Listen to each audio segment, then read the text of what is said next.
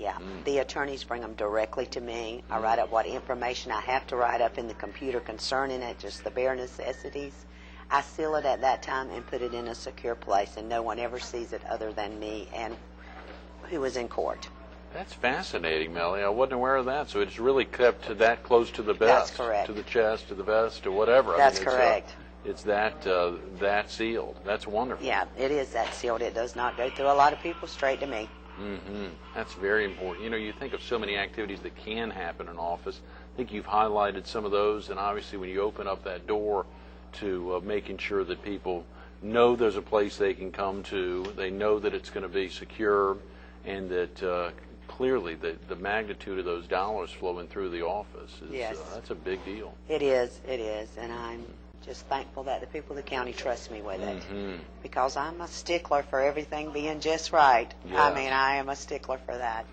Melanie, one of my reporters had said if you get a chance to talk to Melanie, make sure and ask her about the transition from going from a manual where everything was done manually in the office to computers being upfitted and upgraded and making that big changeover. Paul Gable said, make sure and talk to Melanie because it's fascinating. Yeah, it Share is. with the viewers what that process was like and what necessitated that process and how easy or difficult that was.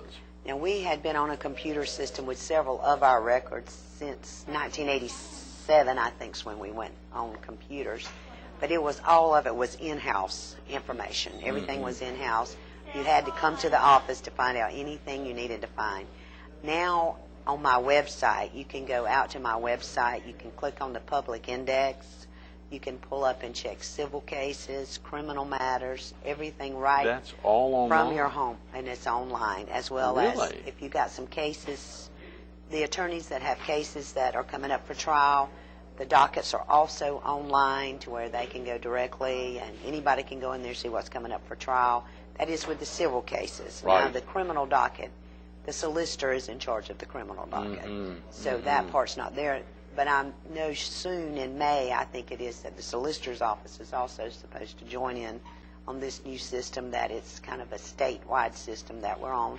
We were the 8th county in the state of South Carolina to go on this system. That Supreme Court Chief Justice Toll, this was kind of her little baby. Good, and she got started, and her goal is to have all 46 counties on the same system at one time. That is tremendous. It is, and we were the 8th county in the state to go on it, but we're the first county in the state that the clerk, the magistrates, and the municipalities are all hooked together. Is that right? All of the municipalities in the county are hooked in the system? That's correct. That's wonderful. That is correct. So they're all following essentially the same guidelines and putting info in there. That's correct. That's wonderful. Yep. Well, and eventually we are hoped to be hooked to the Department of Motor Vehicles, as well as the Department of Corrections, and everything we enter in our office, it's real time. If I enter it right then, you pull it up, it's on the computer right then. Melanie, that is incredible. The advent of computers and the impact they've had on our lives, but of course in the press when you're thinking about freedom of information. Right. When you all are opening that up so that everyone can essentially be the press, folks can get the word out, they can track down a civil as well as in the future be able to track down criminal cases right from their bedroom. That's exactly right. And it has helped in another way, because I probably keep in the clerk's office around 10,000 files. Oh, come on. Yeah. 10,000 files around 10,000 in the clerk's files office? Inside the office. And then I have other areas where they're stored, because I have to keep the records forever. Sure. You can never do away with them.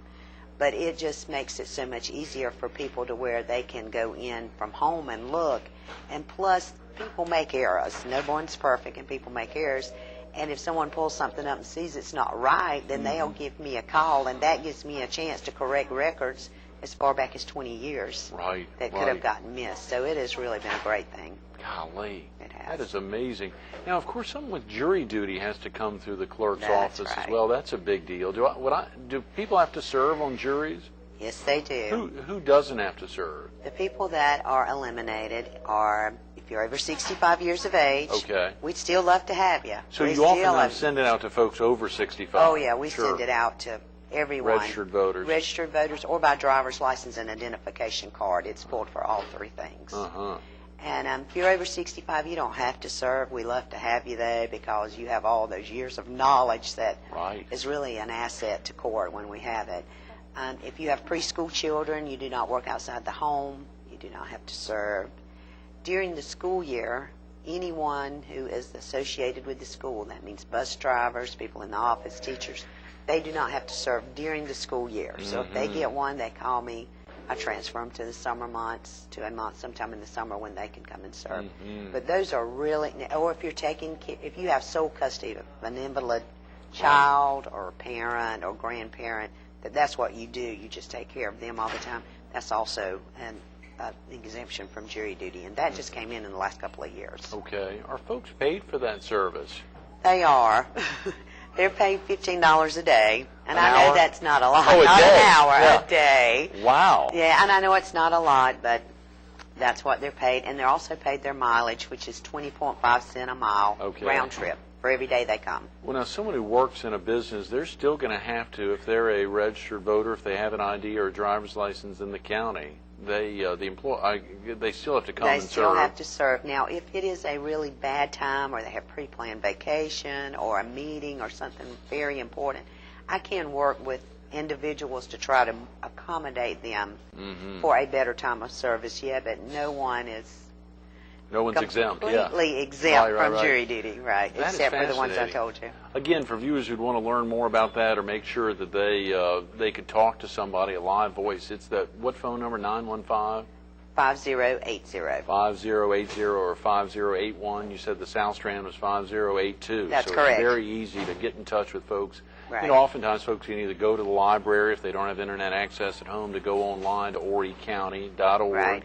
Click on Clerk of Courts and all the tremendous information, much of which you're talking about. But there's still even more to the clerk's office that we haven't touched on. Oh, yeah, and there's a whole lot more. Really, a lot has to happen in there. When you think about that, for the 42, 43 other folks that work in the office with you, they are spread out, all of them working on different projects. That's exactly right. Each one of them has a very important job. Each person does. And sometimes they may have to jump over and help another person in another area. It's just according to what's most pressing that day. Right. Because sometimes things come up that's unexpected. In other words, when you go to work in the morning, you really don't know what exactly your day is going to be like. You just take it as it comes. Our director had pointed out there's not many folks, if any others in the office, Melanie, who can really sit down and do virtually everything in the office or everything in the office. That's probably a very critical role as the clerk, probably similar for Jeannie Roberts when she served in that capacity, to be able to step in and do anything you're going to ask anyone else to do. Right, right. And that was a very big goal of mine.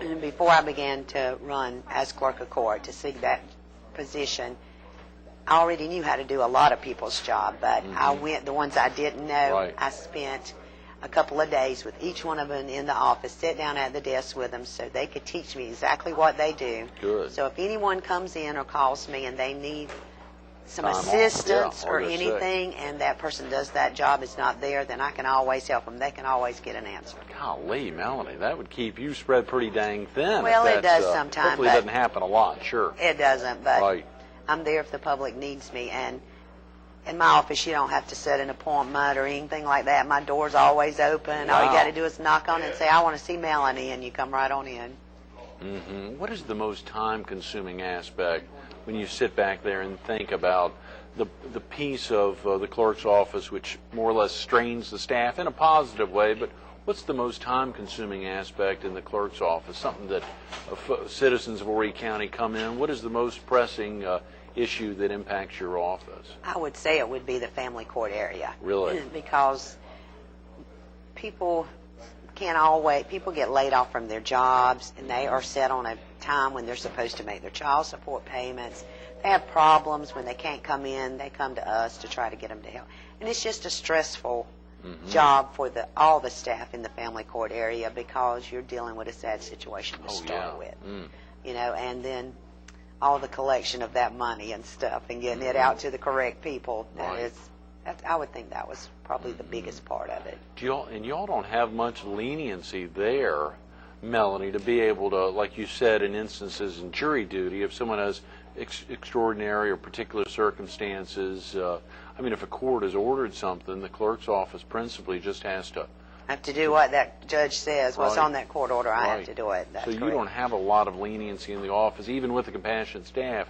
There's a Right. lot of limits that they're mandated. They can't go beyond. That's correct, because it's the law, and if it's on that order from the judge, we're going to do what it says. Mm-hmm. You know, and if there's special circumstances, you know, we will try to work with the judge. I'll even go to the judge for them if they need some help, and they can show proof to me that, yeah, I really have been trying and stuff, and the judges are great. They'll work with me when they can. Melanie, I know you said you all are 8 to 5. It doesn't sound like you'd I mean, it seems like this is probably a lot more than 9 hours a day. Do you have any time for any hobbies? Well, I usually work past 5, and I never take a lunch. But then my hobbies are my children. When I your get children. home, my children and my grandchild. Oh, yeah, that's right. A big day tomorrow. Tomorrow, my grandson, my only grandchild, will be 3 months old tomorrow. 3 months old tomorrow. Yes, and Well, he happy is birthday. beautiful. And his name is Kellen, Kellen. yes, and he is gorgeous. That's wonderful. But I'm partial. Yes, that you are. Thank you so much, Melanie, for coming in this morning Oh, to be thank with you us. so much for having This me. I was truly wonderful. enjoyed it. Absolutely. Stay tuned to more Carolina People with the Honorable Melanie Huggins coming up next. You know, they're frequently asked questions for a reason. They're frequently asked questions for a reason, but they're not the only questions the clerk's office hears. There's a ton of questions. That's why they want you to call. Try the 915-5080 or 5081, or even on the South Strand, 5082, 915-5082. But if you want to know what documents are necessary to process an application, you want to know, do I have to serve on a jury? Those are critical questions. You can go online. Check out horrycounty.org/clerk's office, or click on the clerk of court's office. A lot's happening in that office every day. There's other great questions. What can I do to get copies of records? What can I do to track some documents down about my child support or alimony payment? Those are important questions that a lot of people want to know. You can go online, or you can pick up the phone. You heard Melanie talk about it. They want you to call. They want you to be informed. She's thrilled that the citizens of Horry County invested a lot of trust in her to give her this honor. Take the time, give them a call, go online.